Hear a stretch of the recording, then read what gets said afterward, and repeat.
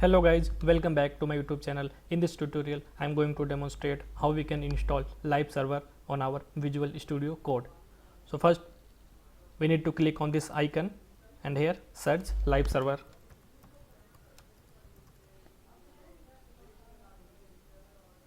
So this first one we need to install. Click on this install button. The benefit of installing liveserver is you can see your live changes on web browser.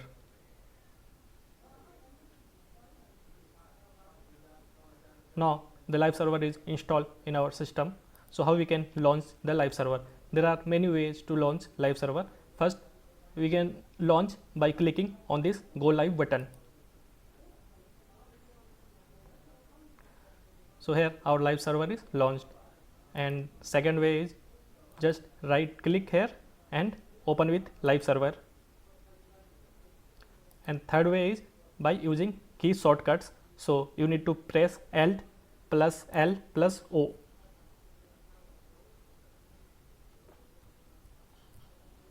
And this will launch your liveserver. So thank you for watching this video.